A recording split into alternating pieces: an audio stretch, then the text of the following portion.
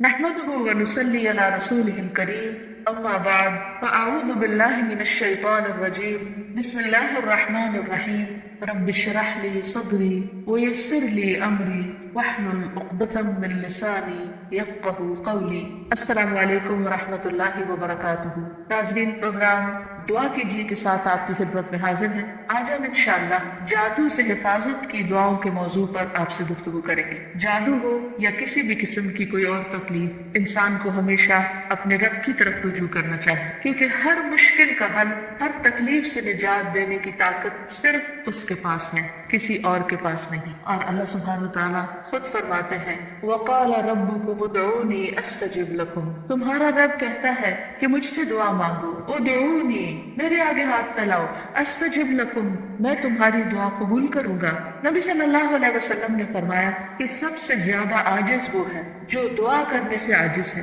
یعنی جو اپنے رب کو نہیں پکارتا۔ حقیقت یہ ہے کہ ہم سب رب کے محتاج ہیں اور رب ہی کے پاس ہر مسئلے کا حل ہے۔ اس لیے ہمیں ہر حال میں اٹھتے بیٹھتے سوتے جاگتے جب بھی تکلیف کا احساس ہو، جب بھی کسی ضرورت کا احساس ہو، فوراً اپنے رب کو پکارنا چاہیے اور پھر رب کے ساتھ ایک تعلق مضبوط رکھنا چاہیے، اور وہ رب کی یاد کا تعلق ہے۔ رب کی یاد دل سے بھی ہوتی ہے، زبان سے بھی ہوتی ہے، اور اس کے لیے کچھ اعمال ایسے ہیں جو رب کی یاد کا اظہار کرتے ہیں، جیسے نماز وغیرہ۔ تو انسان عام حالات میں بھی رب کو یاد کرتا رہے، لیکن خصوصی طور پر اگر وہ کسی تکلیف سے دوچار ہو، اس وقت اپنے رب کی طرف خوب دل لگا کر دعائیں کرے، رجوع کرے اور اپنے رب سے مانگے۔ اللہ سبحانہ وتعالیٰ بندے کی دعا ہر وقت قبول کرتا ہے، لیکن اگر کوئی تکلیف یا بیماری ہو یا جادو کی شکایت ہو تو اس کے لیے باقاعدہ طریقے پر بیٹھ کر اپنے رب کو پکارنا، قبولیت کے اوقات میں رب کو پکارنا بہت ضروری ہے، کیونکہ جتنی بڑی مشکل ہوتی ہے اس سے نجات کے لیے اتنی ہی بڑی ایفرٹ بھی لگانی پڑتی ہے۔ اس لیے ضروری ہے کہ اللہ تعالیٰ سے بہت اچھی طرح دعا کی جائے، گڑ گڑا کر، اور اس سے پہلے اللہ تعالیٰ کی حمد و ثنا اور تعریف کے کلمات کہنا نہ بھولیے۔ سبحان اللہ والحمد للہ ولا الہ الا اللہ واللہ اکبر ولا حول ولا قوة الا باللہ۔ سبحان اللہ، پاک ہے اللہ، اللہ ہی کی تسبیح ہے، والحمد للہ، اب سب تعریف اللہ کے لیے ہے، ولا الہ الا اللہ، اور نہیں کوئی الہ مگر اللہ، واللہ اکبر، اور اللہ سب سے بڑا ہے، ولا حول ولا قوة الا باللہ، اور کسی قسم کی نیکی کرنے کی طاقت اور گناہ سے بچنے کی طاقت نہیں انسان کے پاس مگر اللہ ہی کی مدد سے۔ اسی طرح کسی بھی تکلیف اور کسی بھی بیماری سے نجات صرف اللہ سبحانہ وتعالیٰ کی مدد سے ہی ہو سکتی ہے۔ تو جہاں تک جادو کا تعلق ہے تو اس سلسلے میں یاد رکھیے کہ جادو کے بہرحال اپنے اثرات ہوتے ہیں مگر بإذن اللہ، اور اس سلسلے میں ہمیں یہ بھی یاد رہے کہ جادو کے اثرات نبی صلی اللہ علیہ وسلم پر بھی ہوئے تھے۔ حضرت عائشہ فرماتی ہے کہ نبی صلی اللہ علیہ وسلم پر جادو کیا گیا اور اس کا اثر یہ ہوا تھا کہ آپ خیال فرماتے کہ کوئی کام آپ کر چکے ہیں، حالانکہ وہ کام ابھی آپ نے نہ کیا ہوتا، لیکن اس جادو کا کوئی تعلق نبی صلی اللہ علیہ وسلم کے فرائض منصبی سے نہیں تھا، یعنی آپ کے اوپر باقاعدہ وحی آتی تھی، آپ لوگوں کو تعلیم دیتے تھے، آپ کی جتنی بھی ذمہ داریاں ہیں ان کو بہت آسان طریقے سے پورا کر رہے تھے۔ ہاں، بعض اوقات عام روزمرہ کے کاموں میں کچھ خلل واقع ہو جاتا۔ اسی طرح حضرت عائشہ رضی اللہ تعالیٰ عنہ پر بھی جادو کیا گیا۔ اس سلسلے میں عمرہ جو ان کی شاگرد ہے وہ کہتی ہیں کہ ایک مرتبہ حضرت عائشہ بیمار ہو گئی اور ان کی بیماری کا دورانیہ بہت لمبا ہو گیا، یعنی وہ ٹھیک نہیں ہو رہی تھی۔ اسی دوران مدینہ منورہ میں ایک طبیب آیا، یعنی علاج معالجہ کرنے والا، تو حضرت عائشہ کے بھتیجے ان کے پاس گئے اور انہوں نے حضرت عائشہ کا نام لیے بغیر ان کی ساری علامات بتائیں کہ وہ کس قسم کی تکلیف میں مبتلا، اور ان سے پوچھا کہ یہ کس قسم کی بیماری۔ تو اس طبیب نے کہا کہ جس عورت کے بارے میں یہ علامات بتائی جا رہی ہیں ان پر کسی نے جادو کیا۔ بہرحال تحقیق کرنے پر پتہ چلا کہ حضرت عائشہ کی ایک باندی تھی جس کے ساتھ انہوں نے یہ وعدہ کیا تھا کہ وہ ان کی وفات کے بعد آزاد ہوں گی، تو اس باندی نے آپ پر جادو کر دیا تاکہ حضرت عائشہ کی وفات جلد ہو جائے اور وہ آزاد ہو سکے۔ بہرحال اس کے بعد حضرت عائشہ نے اس کو عربوں کے ایک مضبوط قبیلے کے ہاتھوں بیچ دیا اور اس کی قیمت کے بدلے ایک اور غلام کو آزاد کر دیا۔ اس واقعے سے بھی پتہ چلتا ہے کہ بہرحال جادو برحق ہے، یعنی جادو ایک اثر رکھتا ہے۔ برحق ہونے کا مطلب یہ نہیں کہ اس کا کرنا درست ہے، ہرگز نہیں، بلکہ جادو تو کفر ہے، جادو تو کبیرہ گناہوں میں سے ایک گناہ ہے، لیکن لوگ بہت سے اور کبیرہ گناہوں کی طرف اس گناہ کا بھی ارتکاب ارتکاب کرتے چلے جاتے ہیں۔ تو اس لیے اس بارے میں معلوم ہونا چاہیے انسان کو کہ یہ کس قسم کی بیماری ہے، کس قسم کی تکلیف ہے، اور اس کے مقاصد کیا ہے اور اس کا علاج کیا ہے۔ سب سے پہلی بات تو یہ ہے کہ جادو عموماً دشمنی یا حسد کی وجہ سے کیا جاتا ہے، یا کسی سے کوئی انتقام لینے کے لیے، کوئی بدلہ لینے کے لیے، اور اس کا مقصد یہ ہوتا ہے کہ دوسرے کو تکلیف میں مبتلا کر دیا جائے۔ یہ بالکل ایسے ہی ہے جیسے لوگوں کو جسمانی طور پر تکلیف میں مبتلا کیا جاتا ہے کہ کسی کو کچھ مارا جائے ہاتھ سے یا کسی ڈنڈے سے تو جسم کو تکلیف ہوتی ہے، اسی طرح روح کو بھی تکلیف پہنچتی ہے، اور روح کی تکلیف کچھ الفاظ کے ذریعے ہوتی ہے۔ جیسے عام روزمرہ زندگی میں بھی جب کوئی ہماری تعریف کرتا ہے تو ہمیں اچھا لگتا ہے، اور جب کوئی ہمیں گالی گلوچ کرتا ہے تو ہمیں اس سے تکلیف پہنچتی ہے، اذیت پہنچتی ہے۔ چونکہ روح اور جسم آپس میں گندے ہوئے ہیں، اس لیے اگر جسم کو کوئی تکلیف پہنچتی ہے تو وہ اس کا اثر روح تک جاتا ہے۔ اسی طرح اگر روح پر کوئی چیز اثر انداز ہوتی ہے، کوئی کلام یا کچھ ایسے عملیات، تو اس کا اثر جسم تک بھی جاتا ہے، اور اس طرح انسان جادو کے اثر سے نہ صرف یہ کہ روحانی طور پر بلکہ بعض اوقات جسمانی طور پر بھی بیمار ہو سکتا ہے۔ اور اس میں بہت سے مضمون مقاصد ہوتے ہیں، بعض اوقات والدین اور اولاد میں، یا شوہر بیوی میں، یا دوستوں میں لڑائی جھگڑا اور ناچاکی پیدا کی جاتی ہے، اور باہم پیار محبت کے رشتوں کے اندر نفرت کے بیج بوئے جاتے ہیں۔ پھر یہ کہ جادو کی علامات کیا ہے، کس کو کیسے پتہ چلے کہ جادو ہوا ہے یا نہیں، تو اس میں یہ ہے کہ انسان کی انیوژل سی کنڈیشن ہو جاتی ہے، یعنی انسان اسی روٹین میں زندگی بسر کر رہا ہے، وہی صبح اٹھنا، کھانا پینا، روزمرہ کے معمولات، لیکن کسی چیز میں دل نہیں لگتا، طبیعت بیزار ہونے لگتی ہے۔ اور یہ نہیں کہ یہ ایک دن کے لیے، 2 دن کے لیے، کیونکہ ایسا تو ہر ایک کے ساتھ ہو ہی جاتا ہے، ایک لمبے عرصے کے لیے کیفیات تبدیل ہونے لگتی ہیں، سستی یا گھبراہٹ طاری ہو جاتی ہے، ذہنی انتشار یعنی کسی چیز پر کنسنٹریشن کا نہ رہنا، حد سے زیادہ چڑچڑا پن، بعض اوقات عبادات میں بالکل دل نہ لگنا، اور بغیر کسی ظاہری بیماری کے یا بغیر کسی ظاہری جسمانی بیماری کے انسان کے اندر بیماری کی کیفیت محسوس ہوتے رہنا، بعض اوقات ڈراؤنے خواب آتے ہیں، کبھی خون کے چھینٹے اور کچھ غیر معمولی قسم کی چیزیں گھروں میں دیکھی جاتی ہیں، بعض اوقات خاوند بیوی ایک دوسرے سے نفرت کرنے لگتے ہیں، ان میں جدائی تک ہو جاتی ہے۔ لیکن اس کا یہ مطلب نہیں کہ ان علامات میں سے کوئی ایک علامت کسی وقت انسان کے اندر پائی جائے تو انسان فوراً شک کرے کہ مجھ پر جادو کر دیا گیا، کیونکہ آج کل یہ وبا بھی بہت عام ہو چکی ہے کہ ہر دوسرا شخص اس فہم میں گرفتار ہے کہ اس پر کسی نے کچھ کر دیا ہے۔ یہ ضروری نہیں ہوتا کہ ہر وقت ایسی علامات کسی کے کچھ کیے سے ہی ہو، کہ ویسے بھی انسان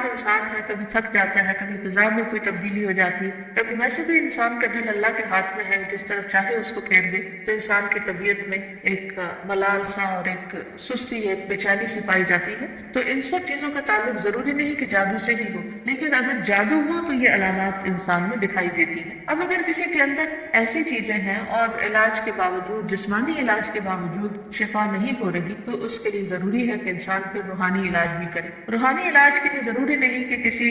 بابے کے پاس یا کسی مذہبی بزرگ کے پاس ہی انسان جائے، انسان خود بھی اللہ سبحانہ تعالیٰ کا کلام پڑھ سکتا ہے، اور پورے یقین اور ایمان کے ساتھ، اور اس سے انسان کو شفا ہو سکتی ہے، کیونکہ کسی انسان کے ہاتھ میں کوئی طاقت نہیں، اصل طاقت اللہ کے کلام میں ہے، جس کو پورے یقین اور ایمان کے ساتھ پڑھنا چاہیے۔ بہرحال اس سے پہلے کہ انسان کسی ایسے جادو کا شکار ہو، کچھ حفاظتی تدابیر بتائی گئی ہیں، جیسے جسمانی بیماریوں سے بچنے کے لیے حفاظتی تدابیر بتائی جاتی ہیں، ایسے ہی روحانی بیماریوں سے بچنے کے لیے بھی حفاظتی تدابیر ہیں۔ اس میں سب سے پہلے تو یہ کہ انسان پاک صاف رہے، طہارت اور وضو کا اہتمام کرے۔ اسی طرح عبادات کی پابندی بہت ضروری ہے، کیونکہ جب انسان اللہ تعالیٰ کے آگے جھکتا ہے، اللہ تعالیٰ کے ساتھ اس کا تعلق مضبوط ہوتا ہے، تو نہ تو وہ توہمات کا شکار ہوتا ہے، اور نہ ہی وہ جادو اور مختلف چیزوں کا شکار ہوتا ہے، یعنی شیطانی اثرات اس پر کم سے کم ہوتے ہیں۔ اسی لیے نبی صلی اللہ علیہ وسلم کے سامنے جب ذکر کیا گیا کہ ایک شخص صبح تک پڑا سوتا رہا اور نماز کے لیے بھی نہیں اٹھا،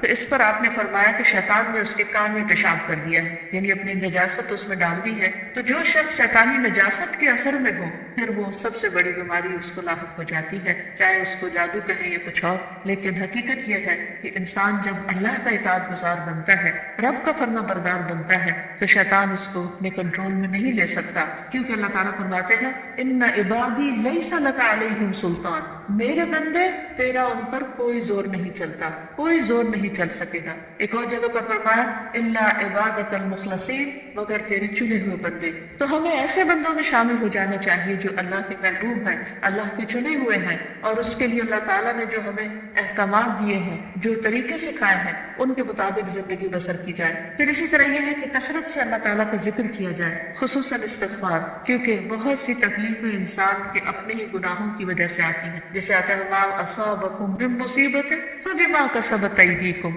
جو بھی مصیبت تم کو پہنچی وہ تمہارے اپنے ہاتھوں کی کمائی کی وجہ سے۔ پھر اسی طرح اپنے گھروں کو تصاویر اور مجسموں سے پاک کرنا چاہیے، کیونکہ رسول اللہ صلی اللہ علیہ وسلم نے فرمایا فرشتے اس گھر میں داخل نہیں ہوتے جہاں کتا اور تصویر ہوتا ہے۔ پھر حفاظتی تدابیر میں سے یہ بھی ہے کہ انسان اپنے کھانے پینے کی عادات کو درست کرے، اور اس میں خصوصاً نبی صلی اللہ علیہ وسلم نے صبح کے وقت اجوا کھجور کھانے کا حکم دیا۔ آپ نے فرمایا جو شخص صبح کے وقت 7 کھجوریں کھائے گا یعنی اجوا، اس روز جادو اور زہر سے بچا رہے گا، یعنی اس کے اندر ایک امیونٹی پیدا ہو جاتی ہے کہ پھر برے اثرات، زہریلے اثرات اس کو نقصان نہیں دے سکتے۔ پھر اسی طرح مختلف مواقع پر مسنون اذکار کا اہتمام کرنا، مثلاً بیت الخلاء جاتے وقت نبی صلی اللہ علیہ وسلم نے سکھایا اللہم انی اعوذ بک من الخبث والخبائث، اے اللہ بے شک میں ناپاک جنوں اور جننیوں سے تیری پناہ چاہتا ہوں، کیونکہ جادو میں بھی عموماً جنات کا استعمال کیا جاتا ہے اور وہ گندی جگہوں پر رہنا پسند کرتے ہیں، اسی لیے جب کوئی بیت الخلاء جائے